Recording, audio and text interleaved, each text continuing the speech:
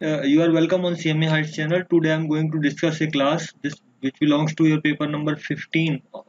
This paper name is Strategy Cost Management Decision Making and ये आपका जो CMA final level पे group third का पेपर है, पेपर नंबर है 15 एंड जो ये आज मैं क्लास लेने जा रहा हूँ इस क्लास का नंबर है 76 तो दिस 76 जो नंबर है ये स्टडी नोट को हम रेफरेंस मटेरियल मानते हुए आगे बढ़ रहे हैं, तो ये उसी को देखते हुए एक नंबर आ रहा है। ठीक है, अभी मैं आपका बहुत ही इंपॉर्टेंट टॉपिक करा रहा था जिसका नाम है आपका स्टडी नोट। हम 6 पे थे। स्टडी नोट 6 में आपकी जो application of operation research and statistical tools in strategic decision making, और मैं 6.4 टॉपिक ट्रांसपोर्टेशन ले रहा था। तो ट्रांसपोर्टेशन जो है अपने आप में एक न्यूमेरिकल काइंड ऑफ थिंग है, तो इसके हम सवाल करा रहे थे। मैंने अभी इमीडिएट जो पहली क्लास में एक सवाल कराया था, सवाल थोड़े लंबे हैं और समझने वाले हैं, तो इसको हमें ध्यान से समझना है, लेकिन कोई लोड नहीं लेना है दिमाग पे बिल्कुल भी। बहुत ही आसान और लॉजिक के साथ हम इसको आगे लेके बढ़ते हैं। तो मैं एक चीज और बता देना चाहूंगा कि मैंने इसका सबसे पहला जो सवाल था 16 नंबर का इलस्ट्रेशन, उसको भी होल्ड पे रखा हुआ है। क्यों? क्योंकि हम पहले थोड़े से लाइट जो सवाल हैं, मतलब जिसमें थोड़ी सी डेप्थ कम है, उनको करते जाएंगे तो हमें एक लेवल ऑफ कॉन्फिडेंस आएगा, क्योंकि उसमें एक स्टेप ज़्यादा है पहले सवाल में। तो मैंने उसको टाइम बीइंग के लिए होल्ड पे रख दिया था, जिससे कि हम जब एक सर्टेन लेवल की डेप्थ हासिल कर लेंगे तो फिर हम उसको कर पाएंगे। इलस्ट्रेशन नंबर 19 हम अब शुरू करते हैं। The product of 3 plants F1, F2 and F3 to be transported to the warehouses W1, W2, W3, W4 and W5। Three plants हैं, 3 सप्लाई सेंटर्स हैं, और आपके 5 जो हैं डेस्टिनेशंस हैं या वेयर हाउसेज हैं जहाँ पे प्रोडक्ट को ट्रांसपोर्ट होना है। The capacities of the plant, demand of the warehouses and the cost of transportation from one plant to various warehouses are indicated in the following table. तो ये आपका ये कॉस्ट मैट्रिक्स दिया हुआ है supply centre से demand के लिए। तो देखिए F1, F2, F3 ये जो है आपके ये सप्लाई सेंटर हैं। W1, W2, W3, W4, W5 आपकी जो है डिमांड सेंटर है। ये पर्टिकुलरली कॉस्ट लिखी हुई है, ये प्लांट की कैपेसिटी दी हुई है, मतलब ये सप्लाई है, और ये डिमांड डाटा दिया हुआ है हर एक सेंटर पे कितनी डिमांड है। तो हम पहले ऑलरेडी 3 सवाल कर चुके हैं। मैं मानता हूं कि इसमें कोई समझने की जरूरत नहीं है। Find out the distribution plan of the product from plants to warehouses at the minimum cost, जो कि ऑब्जेक्ट रहता है। आपने हमेशा पढ़ा होगा मैनेजमेंट अकाउंटिंग में कि क्या काम होता है मैनेजमेंट अकाउंटेंट का, ऑप्टिमम यूटिलाइजेशन ऑफ रिसोर्सेज और कॉस्ट मिनिमाइजेशन, जिससे कि हम वेल्थ क्रिएट कर सकें, एक उसको वैल्यू एडिशन दे सकें। तो हमें एक प्लान बना के देना है, डिस्ट्रीब्यूशन प्लान, कि ये जो हम अपने सप्लाईज को डिमांड सेंटर पे किस तरह से हम भेजें जिससे कि हमारी कॉस्ट मिनिमम होगी, और वो कॉस्ट क्या होगी ये बताना है। दूसरा क्या बताना है बी पार्ट में, is there is any surplus capacity of the plant, क्या कोई सरप्लस कैपेसिटी है जो डिमांड से ज्यादा है, वो बताना है। If so which plant should be associated that surplus capacity, तो अगर सरप्लस कैपेसिटी है तो किस प्लांट पे हमें वो सरप्लस कैपेसिटी को यूज करना चाहिए, मतलब उसको एसोसिएट या एलोकेट करना चाहिए किस प्लांट पे। There is any alternate solution of the optimum solution achieved in, तो ये हमें बताना है। अब हम क्या है इसमें एक थोड़ा सा एक अगला स्टेप आया है इसमें पुराने 2 सवालों की जो पुराने इलस्ट्रेशन की अपेक्षाकृत, तो इसमें आपको एक अल्टरनेट ऑप्टिमम सॉल्यूशन भी निकाल के बताना है। अल्टरनेट ऑप्टिमम सॉल्यूशन का क्या होता है कि उसमें आपकी एलोकेशन डिफरेंट हो जाती है, लेकिन कॉस्ट डिफरेंट नहीं होती, कॉस्ट सेम होती है। वो केवल सॉल्यूशन ऑप्टिमल ही होता है। देखिए यहाँ सॉल्यूशन आपका ऑप्टिमल ही है, लेकिन वो अल्टरनेट है। ठीक है, ओके। तो चलिए अब हम शुरू करते हैं। इस यहाँ तक कोई समझने में दिक्कत नहीं है। मैं आपसे एक गुजारिश और करता हूँ कि आप जैसे कोई टॉपिक देख रहे हैं, जैसे 6.4 देख रहे हैं, तो 6.4 की सारी क्लासों को सीक्वेंस में देखें, क्योंकि मैं कुछ स्टेप मैं ये मानता हूँ पहले क्लासों में जो बता दिए हैं वो मैं आगे जंप कर जाता हूँ। तो पहले की तरह आप हमेशा देखेंगे कि देखिए यहाँ पे जो आपकी सप्लाई है, सप्लाई आपकी जो है 1500 यूनिट्स की है, और डिमांड जो है 1400 यूनिट्स की है। तो आपकी ये जो है अनबैलेंस काइंड ऑफ प्रॉब्लम है। तो सबसे पहले तो ये कॉस्ट मैट्रिक्स आपको लिखना है, आप इसको लिख लेते हैं कॉस्ट मैट्रिक्स को।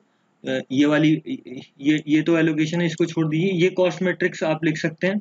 और अब मैं इस सवाल को आपको एक नई सीट पे लेके चलता हूँ, वहां मैं आपको इसको कराऊंगा। तो ये मैंने आपका ये मैट्रिक्स लिखा हुआ है ट्रांसपोर्टेशन प्रॉब्लम के लिए। ये आपकी जो है ये डिमांड है 200, 280, 240, 360 and 320, and these are the supplies 400, 500 and 600। तो आप देखिए इसमें आपको ये देखना पड़ेगा कि जो सबसे पहले ये देखनी पड़ेगी कि ये प्रॉब्लम बैलेंस है कि अनबैलेंस है। तो प्रॉब्लम बैलेंस और अनबैलेंस कैसे पता चलेगा? देखिए आपके पास सप्लाईज कितनी है, सप्लाईज आपके पास हैं 1500 यूनिट, ठीक है। तो 1500 यूनिट सप्लाईज हैं और डिमांड कितनी है? आप डिमांड अगर देखेंगे तो ये आपकी मिलेगी 1400 यूनिट्स की, ठीक है, 1400 यूनिट की। तो आपको क्या है, ये अनबैलेंस प्रॉब्लम है। तो इस केस में हमें एक डमी जो है डमी डिमांड इंट्रोड्यूस करनी पड़ेगी। तो डमी डिमांड हम कितने की इंट्रोड्यूस करेंगे? 100 की। तो हमने एक डमी डिमांड यहाँ पे इंट्रोड्यूस कर दी, लेकिन इसकी जो ट्रांसपोर्टेशन कॉस्ट है वो 0 होगी। तो सारे एलिमेंट इसमें जो है कॉस्ट के वो 0 आ जाएंगे यहाँ पे, ठीक है।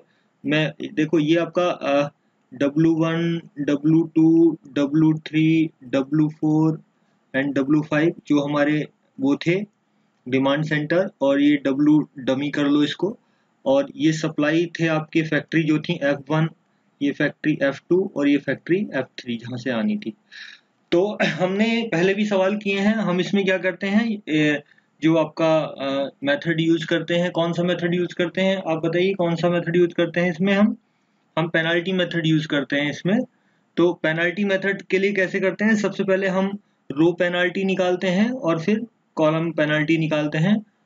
तो सबसे पहले देखिए इसमें चूंकि ये 0 एलिमेंट है, तो यहाँ पे सबसे लीस्ट एलिमेंट और उससे सेकंड जो हाईएस्ट एलिमेंट होता है, सेकंड एलिमेंट मतलब सबसे कम और उससे अगला, उन दोनों का डिफरेंस होता है। तो देखिए 0 और 54 दोनों का डिफरेंस कितना आ गया? 54। मैं इस रो के लिए पेनल्टी निकाल रहा हूँ, फिर मैं इसको इस रो के लिए अगर मैं निकालूंगा तो यहाँ भी देखिए 54 ही है और 0 है, तो इनका डिफरेंस हो गया फिर अगेन 54, इसमें 0 है और ये 52 नेक्स्ट है इससे, तो 52 इसका, ये आपका पेनल्टी हो गया। ये आपकी रो पेनल्टी आ गई है। कॉलम पेनल्टी निकालते हैं।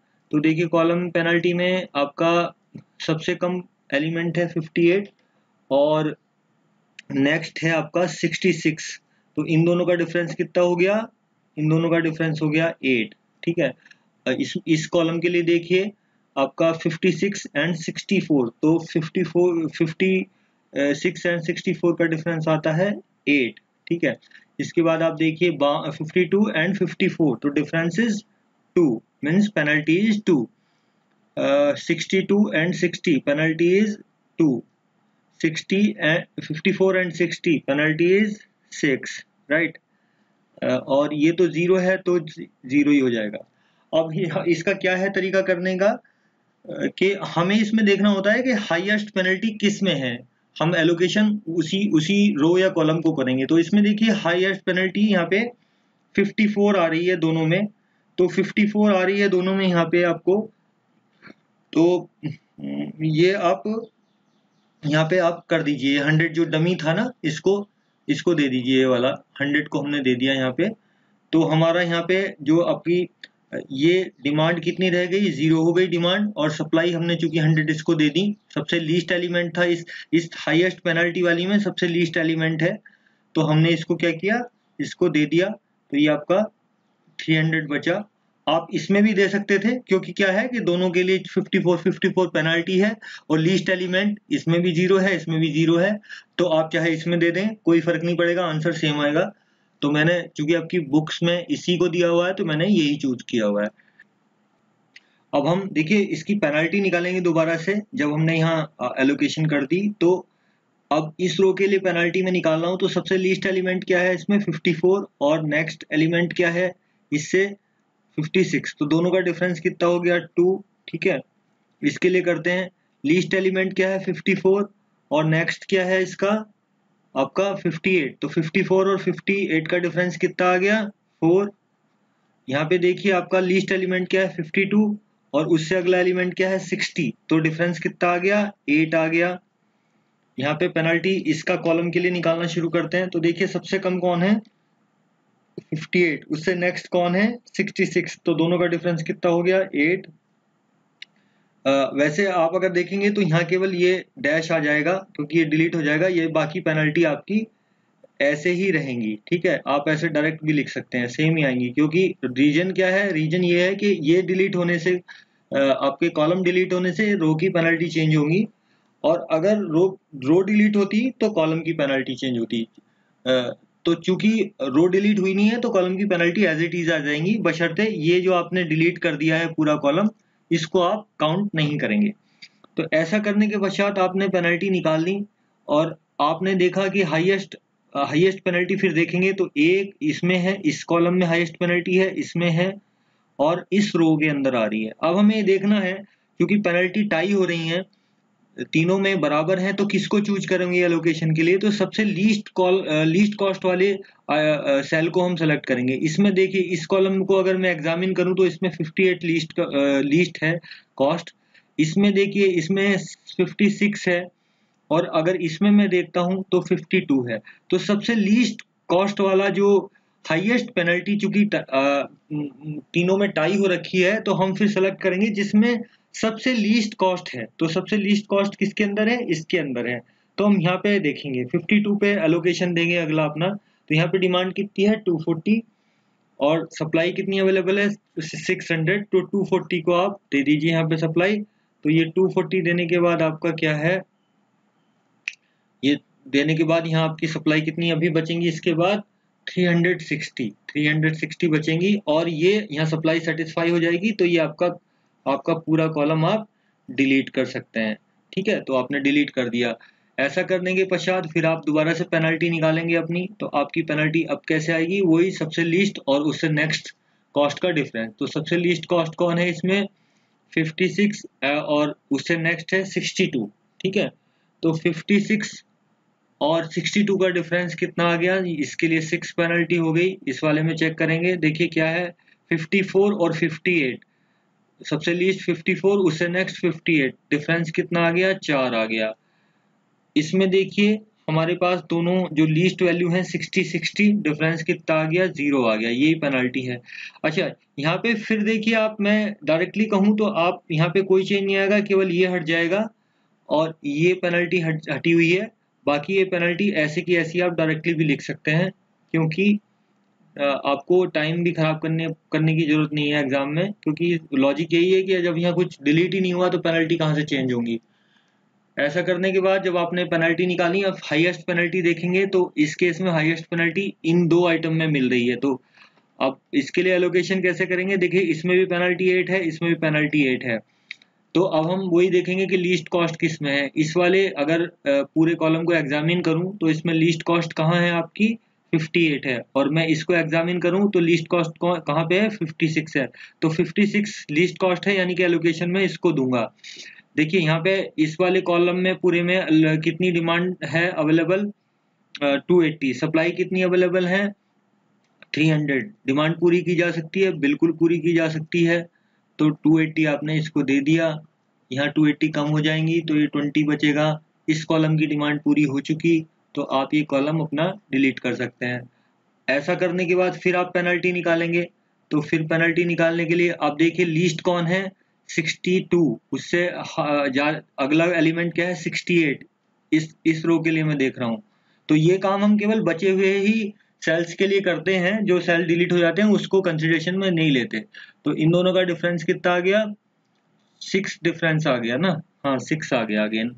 अच्छा इन दोनों में देखिए 54 और 58 में अगेन 4 आ गया, और अभी आपका 60 इसमें भी लिस्ट यही है, तो ये आपका क्या आ गया 0 आ गया। और यहाँ पे क्या हुआ, केवल ये चेंज हो जाएंगे, ये हट जाएगा आपका, ये कॉलम हट जाएगा, ये कॉलम पहले से ही हटा हुआ है, यहाँ 6 रह गया, यहाँ 2 रह गया, और यहाँ 8 रह गया। ठीक है, तो ऐसा करने के बाद अब आप देखिए पेनल्टी हाईएस्ट, अब तो क्लियर कट पेनल्टी हाईएस्ट इसी में है, तो इस कॉलम में हमें एलोकेशन देनी है।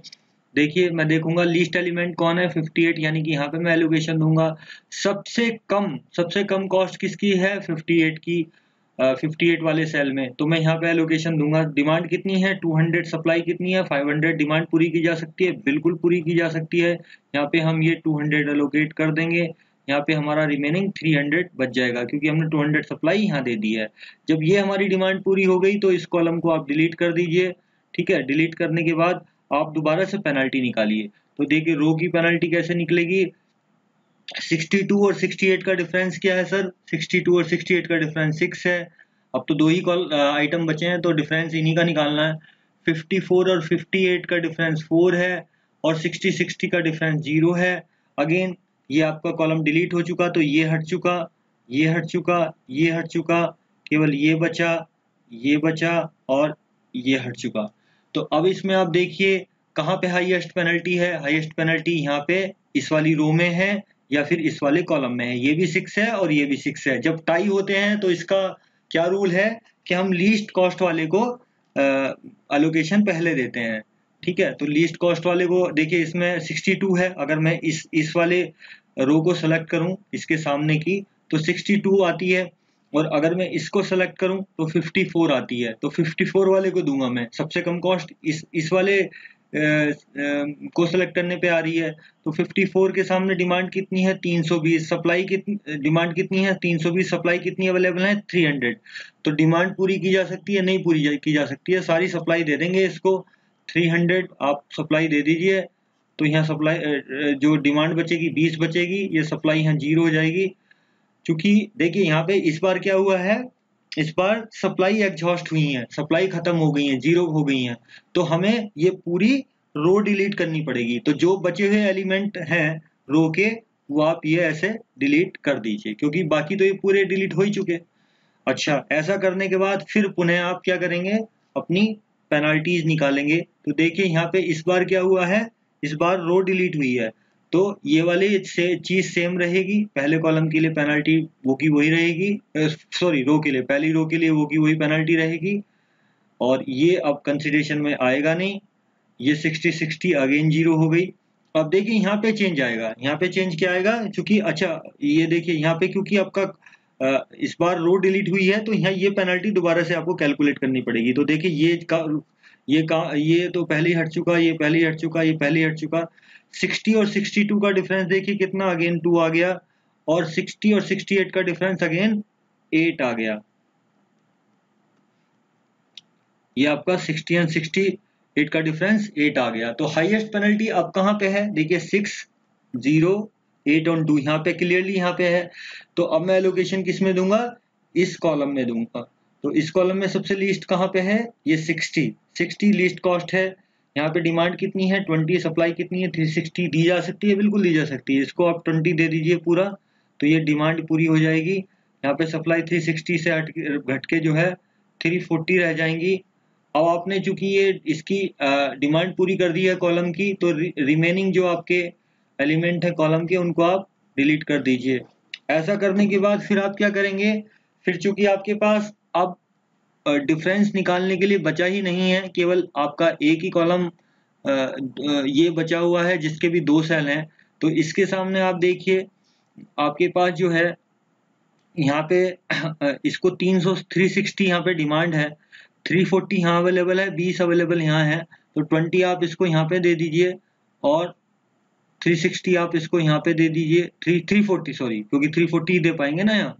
तो 20 यहाँ दे दिया, 340 यहाँ दे दिया, तो ये आपका 0 हो गया, ये भी 0 हो गया और ये भी 0 हो गया। तो इस तरह से आपकी ये अलोकेशन हो गई है। तो अलोकेशन करने के बाद हम देखते हैं कि जो हमने ये अलोकेशन की है इसका अगला स्टेप हमारा क्या है। अगला स्टेप ये है कि हमें देखना है कि एक ये कैलकुलेट करना है कि m+n-1 जो है वो क्या नंबर ऑफ एलोकेशन के बराबर हैं, नंबर ऑफ एलोकेशन के बराबर हैं क्या, ये देखना है। अगर वो बराबर हैं तो हम आगे इसकी ऑप्टिमैलिटी टेस्ट करेंगे। तो m+n-1 का मतलब क्या है, इसमें कितने रो कितने कॉलम हैं उनका सम और उसमें से एक माइनस करो। तो इसमें देखिए रो कितनी है, रो इसमें 3 है, 1 2 3, कॉलम कितने हैं 1 2 3 4 5 6 6 प्लस 3 यानी कि 9, 6 प्लस 3 माइनस 1 हो गया, फिर ये m प्लस n माइनस 1 हो गया ये, तो ये कितना हो गया बेसिकली 8 आएगा। तो आपकी एलोकेशन कितनी है आप गिनिए, 1 2 3 4 5 6 7 8, तो आपकी एलोकेशन भी कितनी है 8 है।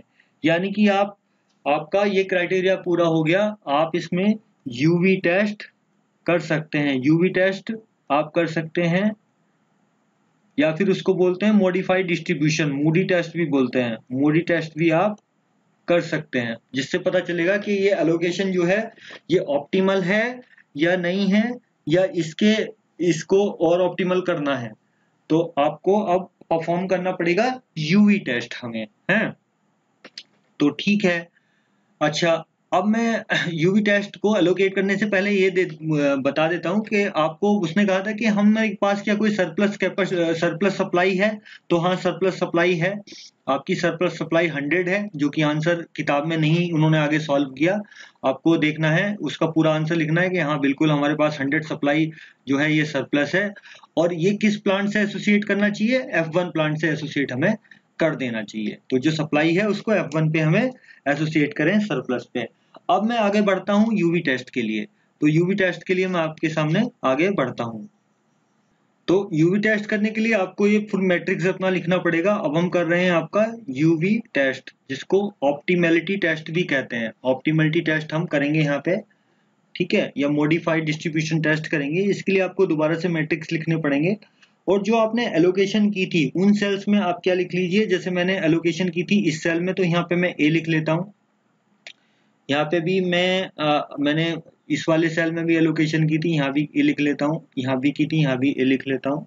इस वाले सेल में भी एलोकेशन की थी, और कहाँ पे एलोकेशन की थी, यहाँ पे भी एलोकेशन की थी मैंने, इस वाले सेल में भी एलोकेशन की थी, और ये भी आपका जो है इस वाले सेल में भी एलोकेशन की थी। तो ये मैं लिखना भूल गया था इसकी कॉस्ट, चलिए लिख दी मैंने। तो यहाँ पे हमने एलोकेशन की थी। यूवी टेस्ट करने के लिए आपको क्या करना है, सबसे पहले इस मैट्रिक्स को लिखने के बाद दोबारा से, और इसमें एलोकेटेड सेल्स को मार्क कर लेना है कि हमने कहाँ कहाँ पे एलोकेशन की थी। अब देखिए इसमें हमें क्या करना पड़ेगा, एक u और v की वैल्यू निकालनी पड़ेगी। जैसे इस रो के लिए हम u1, u2, u3 की वैल्यू निकालेंगे, और इन सब कॉलम के लिए जैसे v1, v2, v3, v4, v5 और v6 की वैल्यू हम निकालेंगे, ठीक है, ये वैल्यूज हम निकालेंगे। ओके, तो ये वैल्यूज हम निकालेंगे।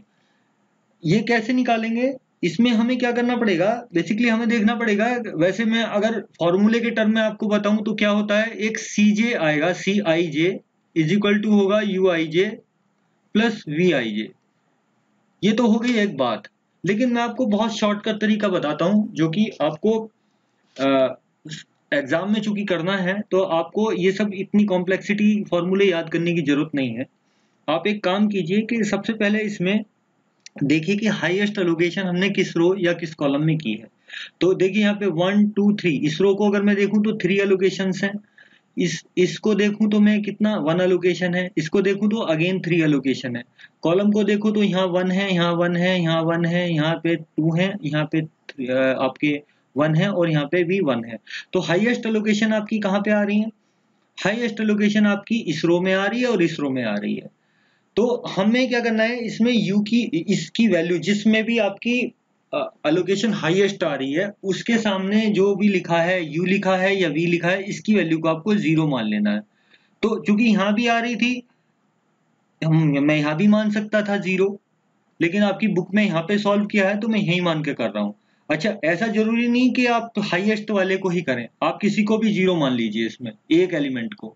लेकिन हाईएस्ट को मानने से क्या फायदा है, जिसमें हाईएस्ट एलोकेशन है उसको मानने से ये फायदा है कि हमारी कैलकुलेशन बहुत ही सिमट जाती है, बहुत ही कम हो जाएगी। अदरवाइज हम उसको करेंगे तो कॉम्प्लेक्सिटी बढ़ती चली जाएगी सवाल में। तो बेटर ये है कि जिसमें हाईएस्ट आपके एलोकेशन हो रखी हैं रो या कॉलम में, उसके सामने क्या जो ये U1, U2, U3 या V1, V2, V3, V4 जो भी है, उसमें आप एक वैल्यू को 0 मान लीजिए। और जो ये अब देखिए होता क्या है, ये CIJ जो है, ये CIJ कुछ भी नहीं है, ये जो कॉस्ट लिखी है यही है। तो ये किस किस का फायदा, ये क्या है बेसिकली, कैसे आएगा कि CIJ अगर मुझे मान लीजिए यहाँ निकालना है, तो ये जीरो जो है क्या है, मतलब इसके सामने जो V है और इसके सामने जो U है उसका सम है। फॉर एग्जाम्पल अगर मुझे जैसे 62 निकालना है, तो 62 क्या है, 62 क्या है, V4 प्लस U1, इनका सम है। तो ये जो आपकी जो ये कॉस्ट लिखी हुई है, ये बेसिकली CIJ है। तो हम किसके लिए काम करेंगे, पहले हम काम करेंगे अलोकेटेड सेल के लिए, अलोकेटेड सेल्स के लिए हम काम करेंगे। तो एलोकेटेड सेल में हम क्या करेंगे, U1 और V1 की जो वैल्यू है, U1 V1 V2 V3 जो भी है, ये इनकी वैल्यू हम इसकी मदद से निकालेंगे। तो देखिए CIJ जो है केवल अलोकेटेड सेल के लिए बात हो रही है। तो पहला अलोकेटेड सेल आपका ये है, इस अलोकेटेड सेल में CIJ की वैल्यू 56 है। जो 56 है वो कुछ भी नहीं है, इसका और इसका सम है।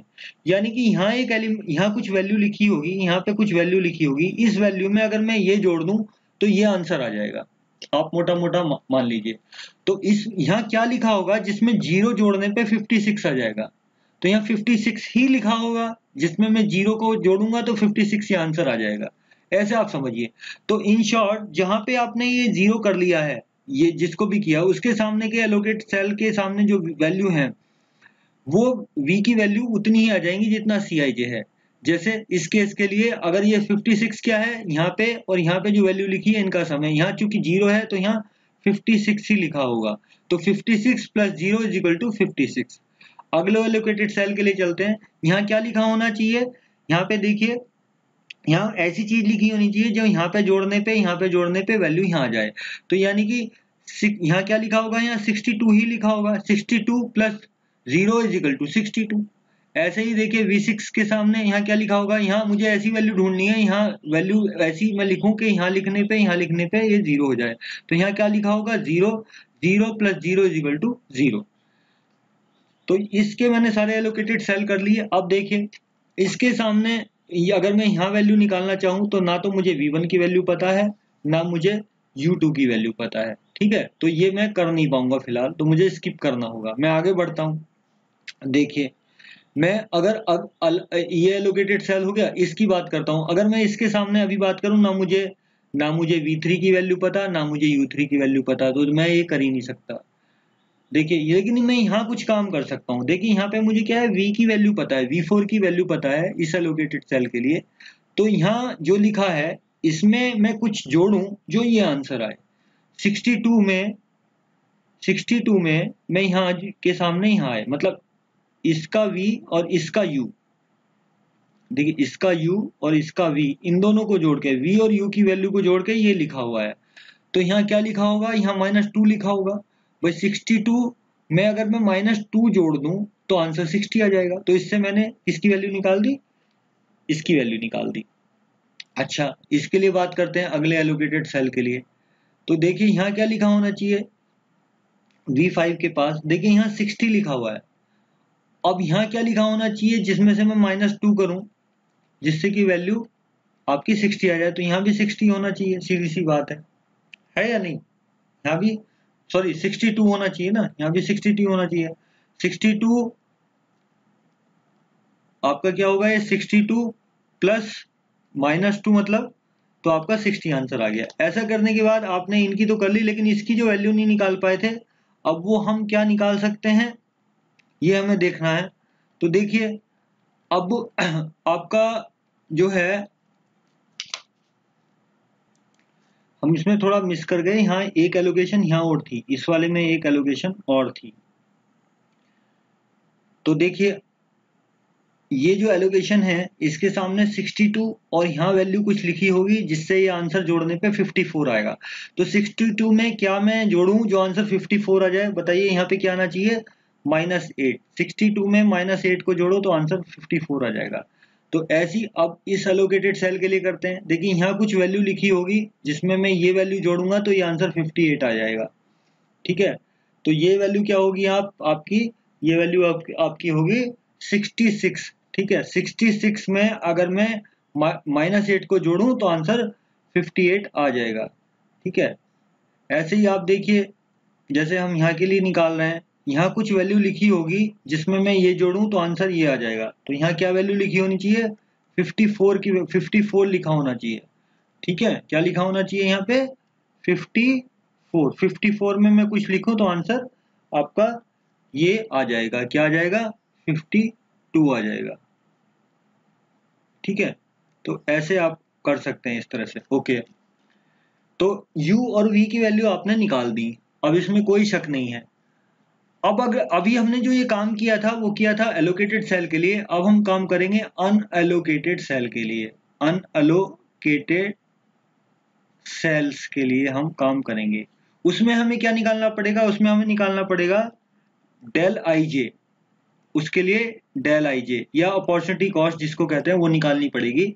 तो वो कैसे निकलती है, डेल आई जे जो होता है वो होता है C I J minus U I J plus V I J. मतलब सी जो ये आपकी कॉस्ट है, कॉस्ट की वैल्यू में से यूवी की वैल्यू को जोड़ के आप घटाएंगे तो आपका ये डेल की वैल्यू आएगी, डिफरेंस की वैल्यू आएगी। लेकिन ये काम किसके लिए करना है, अनअलोकेटेड सेल के लिए। तो देखिए, अब हम अनअलोकेटेड सेल के लिए काम करते हैं। तो हमारे पास क्या है, हमें क्या करना है, डिफरेंस निकालना है किसका, इस वैल्यू का किसके साथ, इन दोनों के सम के साथ। मतलब 74 में से हम क्या घटाएंगे, पहले हम क्या करेंगे 66 और इसको जोड़ेंगे जीरो को, और 60 ये 74 में से घटाएंगे। तो 66 प्लस 0 इज इक्वल टू 66, और इसको जब मैंने 74 में से घटाया तो क्या आंसर आएगा मेरे पास, 8। ये आंसर क्या आएगा, 8 आएगा।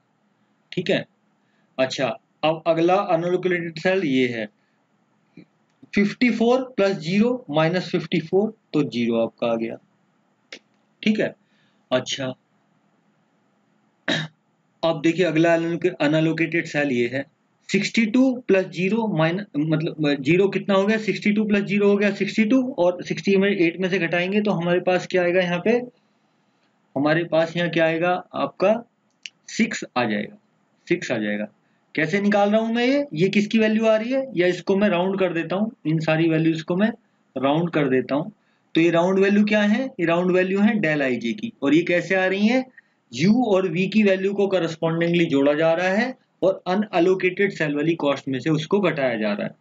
तो अगला अनअलोकेटेड सेल देखिए ये है, तो 56 माइनस 8 है, तो कितना हो गया ये 48, और 64 में से इसको माइनस करेंगे 48 को, तो क्या आंसर आएगा, 16 आंसर आएगा। क्या आंसर आएगा, 16 आंसर आएगा।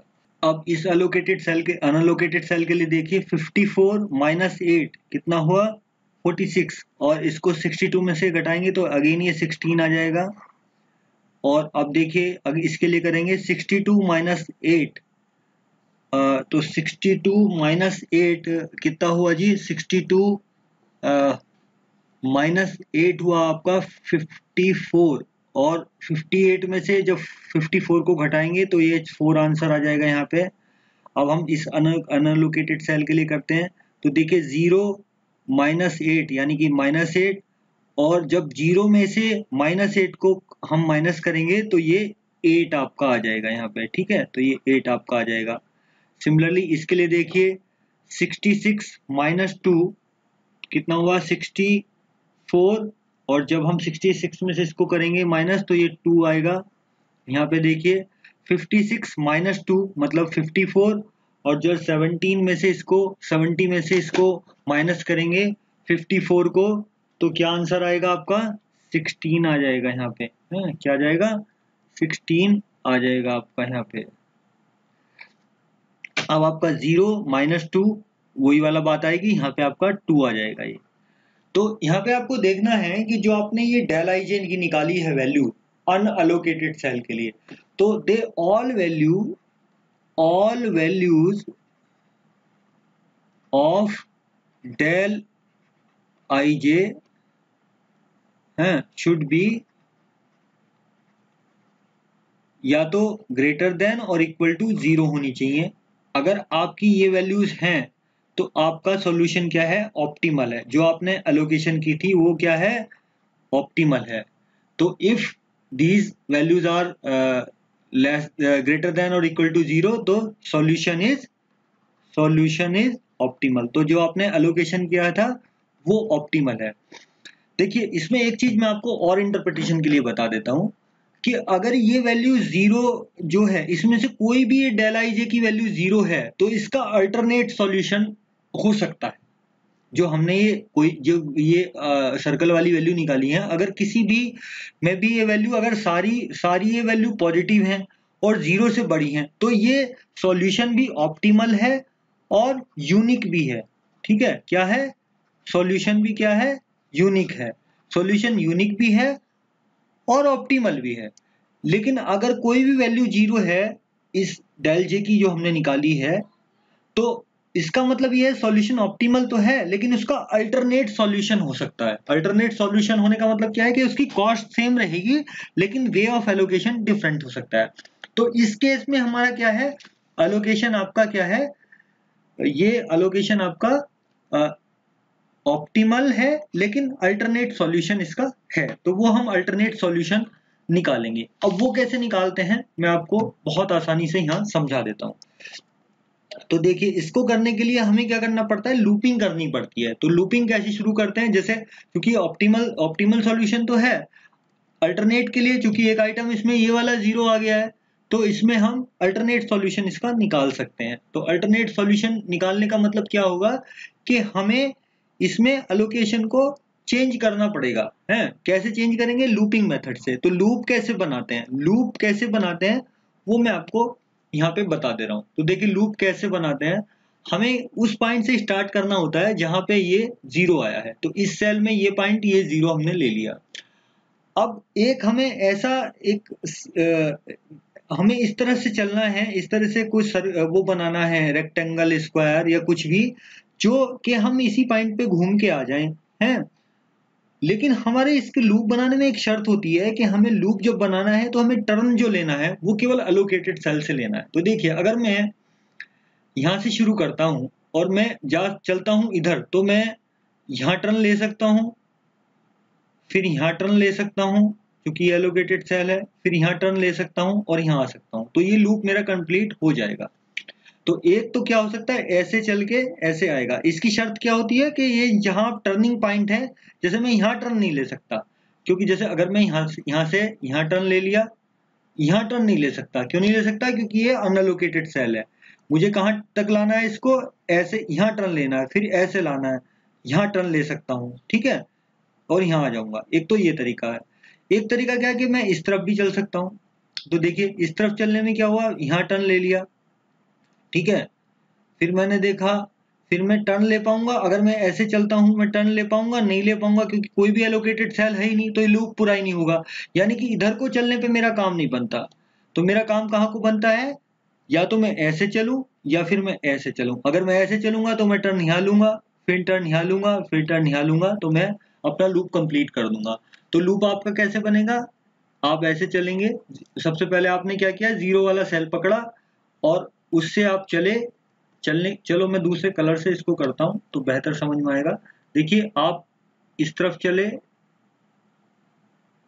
ठीक है, फिर आप ये चले यहाँ पे, फिर आप यहाँ मुड़ सकते हैं। देखिए यहाँ मुड़ सकता हूँ क्योंकि एलोकेटेड सेल है, यहाँ भी मैं मुड़ सकता हूँ क्योंकि ये भी एलोकेटेड सेल है, और फिर मैं ऐसे करके ये अपना आ गया। तो मेरा ये लूप पूरा हो गया। ठीक है, अल्टरनेट सॉल्यूशन में निकाल रहा हूँ। लूप पूरा होने के बाद मैं क्या करूंगा, जहां से मैं चला था, ये 0 वाला जो सेल था, है जो 0 वाला सेल था, इसमें हमें क्या करना है, इसमें आपका करना है प्लस माइनस प्लस माइनस। मतलब 0 वाला जो हमने सेल ढूंढा था उस पे हमें प्लस का निशान लगाना है, फिर माइनस, फिर प्लस, फिर माइनस। तो ये हम जो है ऐसा कर लेंगे। इनका मतलब क्या है? इनका मतलब ये है कि अब हमें, चूंकि यहाँ एलोकेशन तो थी नहीं, ये तो अनएलोकेटेड सेल में 0 वैल्यू आई थी, तो यहाँ पे हमें कुछ एलोकेट करना है। ठीक है, और वो कहीं से हटेगा। इसका मतलब क्या है, देखो यहाँ पहले क्या था, यहाँ पे एलोकेशन कितनी हो रखी थी आपकी, अगर मैं पूरी पुरानी एलोकेशन देखूं तो यहाँ पे जो आपकी एलोकेशन हो रखी थी वो हो रखी थी आपकी 54 वाले में तो थी नहीं कोई भी एलोकेशन। यहाँ पे एलोकेशन कितनी हो रखी थी आपकी, यहाँ पे 62 वाले में 20 की एलोकेशन हो रखी थी। ठीक है, ये 20 की एलोकेशन हो रखी थी, या ए के सामने लिख देता हूँ, एलोकेशन कितनी थी इसमें, 20 की एलोकेशन हो रखी थी, साफ से ही लिखना पड़ेगा। ये कितनी की एलोकेशन थी, 20 की। यहाँ पे एलोकेशन कितनी थी इस वाले उसमें 60 वाले में, यहाँ पे एलोकेशन थी 340 की एलोकेशन थी। ठीक है, यहाँ 340 की। यहाँ पे एलोकेशन कितनी थी इसकी, यहाँ पे आपकी थी 240 की। ठीक है, ये एलोकेशन थी 240 की।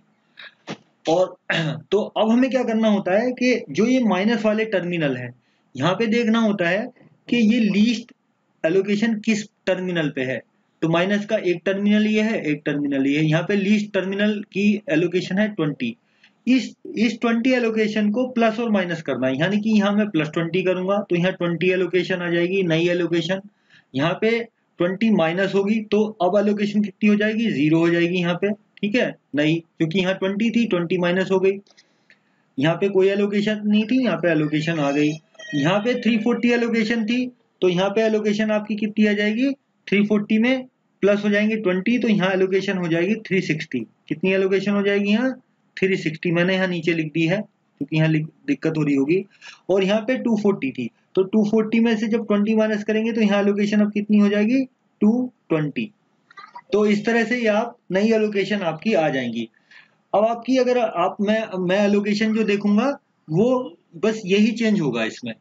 तो यहाँ से एलोकेशन हटके 20 इधर आ जाएगी, इस टर्मिनल पे प्लस होगी 20 और इस टर्मिनल पे -20 होगी। तो ये सॉल्यूशन जो निकलेगा ये भी आपका ऑप्टिमल सॉल्यूशन कहलाएगा, बट ये अल्टरनेट सॉल्यूशन है। ठीक है, तो अब मैं आपकी बुक पे चलता हूँ कि बुक में आपकी क्या लिखा हुआ है। ठीक है, तो बुक पे चलते हैं। तो देखिए अब ये आपका आपने इस तरह से पेनल्टी और डिफरेंस निकाले थे हैं। तो पहला सवाल देखते हैं कि find out the distribution plan. तो ये आपका डिस्ट्रीब्यूशन प्लान था, ये वाला जो एलोकेशन आई थी इसमें आपने फिर ये सारी वैल्यू यू और वी की वैल्यूज आपने निकाली थी। तो इसमें ये इन्होंने इस तरह से जो वैल्यू दी हुई है, ये तो आपकी एलोकेशन है, ये वाली जो वैल्यू यहाँ दी हुई है वो सारी क्या है, दीज आर द, ये आपकी एलोकेशन है, ये जो है आपकी ये एलोकेशन है, ये एलोकेशन है, ये भी एलोकेशन है, ये भी एलोकेशन है, ये भी एलोकेशन है, ये भी एलोकेशन है, ये भी एलोकेशन है और ये भी एलोकेशन है। तो ये आपकी इनिशियल एलोकेशन आई थी। अच्छा, एक तो बात ये हो गई। अब इसमें आपने ऑप्टिमलिटी टेस्ट किया होगा आगे। ऑप्टिमलिटी टेस्ट में आपने, अच्छा, इसकी मिनिमम कॉस्ट निकाल दी इन्होंने। ऑप्टिमलिटी टेस्ट, तो ये ऑप्टिमलिटी टेस्ट में क्या हमने देखा था कि हमारी कोई भी वैल्यू, ये वाली जो वैल्यू निकाली थी ना हमने अलोकेशन के अलावा, जो अनअलोकेटेड सेल के लिए हमने वैल्यू निकाली थी, वो अनअलोकेटेड सेल के अलावा वैल्यू ये लिखी हुई है। तो देखिए ये 0 वैल्यू आई थी हमारी जिसपे हमने वो निकाला था। तो इसमें सारी आईजे की वैल्यू जो है, डेल आईजे की वैल्यू सारी 0 या 0 से ज्यादा है, तो ये सॉल्यूशन है। और इसकी फिर इन्होंने कॉस्ट निकाल दी थी। ठीक है, तो एक तो सवाल ये हो गया। तो पहले तो इन्होंने ये भी देखा, देखिए m+n, तो ये आपका अलोकेशन के बराबर हुआ। ऑप्टिमलिटी टेस्ट इन्होंने परफॉर्म किया और डेल आईजे की वैल्यू निकाली। तो डेल आईजे की वैल्यू सारी आपकी जो मैंने बताया था जिस तरह से, सारी वैल्यू 0 या 0 से ज्यादा है। क्योंकि इसमें एक वैल्यू 0 है तो इसका अल्टरनेट सॉल्यूशन पॉसिबल है। इसकी कॉस्ट कैसे निकलेगी, देखिए जो ये एलोकेशन है इसको आप मल्टीप्लाई कर दीजिए। देखिए पहली बात तो ये है कि ये आपकी ये वाली जो 100 है जो एलोकेशन है, ये आपकी सरप्लस है, तो इसकी कॉस्ट 0 है। तो इसकी कॉस्ट निकालने के लिए आपको, जैसे फॉर एग्जांपल F1 से जो सप्लाई होगी W2 पे होगी, और मैं इसको एक मिनट जरा, F1 से जो सप्लाई होगी, फैक्ट्री 1 से जो सप्लाई होगी W1 W2 पे होगी, W4 पे होगी, और ये आपकी एक जो है सरप्लस आपकी सप्लाई है। ठीक है, F2 से, फैक्ट्री 2 से जो होगी W1 पे होगी, और आपकी कहाँ पे होगी, W5 पे होगी। F3 से जो आपकी एलोकेशन है वो कहाँ पे होगी, W3 पे होगी, W4 पे होगी और 20 पे होगी। ठीक है, ये आपका आ गया बात। ओके, एक बात ये हो गई। अब क्या करना है, इसकी कॉस्ट कैसे निकलेगी, देखिए सिंपल F1 से जो कॉस्ट निकालेंगे, F1 से सप्लाई कहाँ जाएगी, इस पे W2 पे, तो इसकी कॉस्ट क्या होगी 280 इंटू 56 प्लस 20 इंटू 62 प्लस ये तो सप्लाई सरप्लस है तो 100 इंटू 0, तो ये कॉस्ट हो जाएगी। F2 से जो आएगी वो क्या आएगी 200 इंटू 58 प्लस आपकी 300 इंटू 54, ये हो गई। F3 से जो कॉस्ट आएगी वो क्या आएगी 240 into 52 plus 340 into 60 plus 20 into 60, तो ये आपका हो जाएगा। ओके, इस तरह से इन्होंने यहाँ ये कॉस्ट निकाल दी है, तो इससे इसकी कॉस्ट आ जाएगी ये आपकी 78,800। एक तो बात ये हो गई है, तो इसमें सॉल्यूशन आपका कहाँ तक हो गया, इन दो का हो गया कि आपका कॉस्ट क्या है वो भी ये निकाल दिया इन्होंने। अब ये बताना है there is any surplus capacity in plant, हाँ ये सरप्लस कैपेसिटी 100 है, तो ये किससे एसोसिएट होनी चाहिए, फैक्ट्री 1 से एसोसिएट होनी चाहिए, ठीक है। और अल्टरनेट सॉल्यूशन इसका है क्या, तो अल्टरनेट सॉल्यूशन जो है वो इसका है, चूंकि ये आपका एक वैल्यू जो है डेल आई जे की, एक वैल्यू जो डेल आई जे की है वो आपकी क्या आ गई है, 0 आ गई है ये वाली, ठीक है। अपॉर्चुनिटी कॉस्ट एक में 0 आ गई है आपकी एक तरह से, तो इसका अल्टरनेट सॉल्यूशन पॉसिबल है। तो मैंने जो लूप आपको बना के बताया था, वो लूप कहो तो मैं यहाँ पे बना के बता देता हूँ। देखो ये वो लूप मैंने कैसे बनाया था, वो लूप मैंने ऐसे बनाया था कि आपका जब ये आपका एलिमेंट 0 है ये वाला, तो यहाँ से चल के हमें इसका लूप क्या है, मतलब हमें इसी पॉइंट पे घूम के आना है, ऐसे स्क्वायर बना के रेक्टेंगल बना के। इसका शर्त क्या होती है कि हम एलोकेटेड सेल से ही घूम सकते हैं। तो इससे शुरू करने के बाद देखो यहाँ पे आपका क्या है, यहाँ तक चल दिया मैं, ये एलोकेटेड सेल है, मैं यहाँ से घूम सकता हूँ, मैं घूमा था। फिर ये अगला एलोकेटेड सेल है, मैं यहाँ से भी घूम सकता हूँ, मैंने यहाँ घूमा। फिर ये अगला एलोकेटेड सेल आ गया, मैं यहाँ से भी घूम सकता हूँ। तो मुझे ये मेरा लूप जो है पूरा हो जाएगा, मेरा लूप ये कैसा हो जाएगा, पूरा हो गया। मैं घूम के वहीं आ गया, यहाँ से चला था यहीं वापस आ गया। अगर देखो मैं इधर को चलता, मान लो यहाँ से मैं इधर को चलता, तो इधर को चलने में क्या होता, ये यहाँ कोई एलोकेटेड सेल है ही नहीं, अच्छा यहाँ है, देखो यहाँ पे एलोकेटेड सेल है, मैं यहाँ घूम जाता, फिर नीचे आता, फिर कोई एलोकेटेड सेल है ही नहीं है, तो मैं वापस यहाँ पहुंच ही नहीं पाता। तो लूप हमें ऐसे लगाना है कि टर्न हमेशा एलोकेटेड सेल से करना है। क्या करना है, लूप में loop to be started from the cell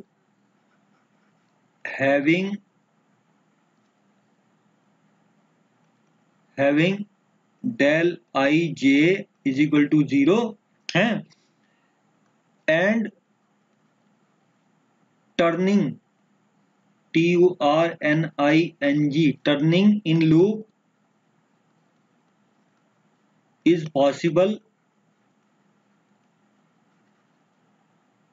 only from allocated cell, ठीक है। तो अलोकेटेड सेल से हमें टर्न करना है। ओके, चलो एक बात ये आ गई। अब अल्टरनेट सॉल्यूशन कैसे होता है कि हमने क्या कहा था, इसमें आप क्या लगाओ, यहाँ प्लस का निशान लगाओ 0 वाले पे, यहाँ माइनस का निशान लगाओ, यहाँ फिर प्लस का निशान लगाओ और यहाँ माइनस का निशान लगाओ। अब जो ये माइनस वाले टर्मिनल है, इसमें जो लीस्ट वैल्यू है, इसमें क्या वैल्यू है, एक 240 वैल्यू है एलोकेटेड और एक 20 वैल्यू है। तो लीस्ट वैल्यू कितनी होगी 20, तो 20 को सेलेक्ट करके यहाँ पे इसको +20 करो, यहाँ जो था उसमें से -20 करो, यहाँ इसमें जो था उसमें +20 करो और यहाँ जो था उसमें से -20 करो, तो ये आपकी नई एलोकेशन आ जाएगी। तो ये कितनी हो जाएगी 220, ये कितनी हो जाएगी आपकी 360, है ना, ये कितनी हो जाएगी आपकी 360 हो जाएगी, और ये आपकी कितनी रह जाएगी, ये आपका हो जाएगा 0, ये एलोकेशन 0 और यहाँ पे आपकी एलोकेशन 20 आ जाएगी। तो नई एलोकेशन क्या हो जाएगी 20, 0, 360, 220 और बाकी ये सेम रहेंगी। तो ये अल्टरनेट सॉल्यूशन आपका हो गया। तो यहाँ इन्होंने देखो कि ये किया है, ये लूप लगाया है, यहाँ से यहाँ पे ये नई वैल्यू दी है, यहाँ पे 20 किया है, यहाँ 0 हो गई, ये लूप हमारा इस तरह से बना है, यहाँ घूम के हम ये वापस आ गए थे हैं। तो यहाँ हमने क्या किया था, +20 -20 किया था तो 0 हो गया, तो यहाँ 0 +20 20 हो गया, यहाँ 0 हो गया, यहाँ 340 था 360 हो गया, और यहाँ 240 था ये 220 रह गया। तो इस तरह से ये आपका एलोकेशन हो गया। लेकिन अल्टरनेट सॉल्यूशन की एक खूबसूरती है कि इसकी कॉस्ट में कोई फर्क नहीं आएगा। ये सॉल्यूशन ऑप्टिमल है, ठीक है, लेकिन अल्टरनेट है। यहाँ केवल क्या होगा, अलोकेशन चेंज हो रही है। यहाँ क्या हो रहा है, अलोकेशन चेंज हो रही है, बस कॉस्ट चेंज नहीं हो रही। तो ये आपको गौर करना पड़ेगा कि इसके अल्टरनेट सॉल्यूशन में आपकी कॉस्ट चेंज नहीं होगी, क्योंकि वो भी ऑप्टिमल है, क्योंकि सेम कॉस्ट पे आपके डिफरेंट रूट हो सकते हैं। ठीक है, तो मेरे हिसाब से मैं अपनी बात को समझा पाया हूँगा, मेरा ऐसा विश्वास है। मेरे हिसाब से मैंने आपको बहुत ही आसान तरीका बताने की कोशिश की। तो आप इस कोशिश को मेरी स्वीकार कीजिएगा, और आगे फिर हम बढ़ेंगे। अब के मैं और थोड़ा सा 16 नंबर के सवाल को करने की कोशिश करूंगा, जिसमें थोड़ा लेवल ज़्यादा है।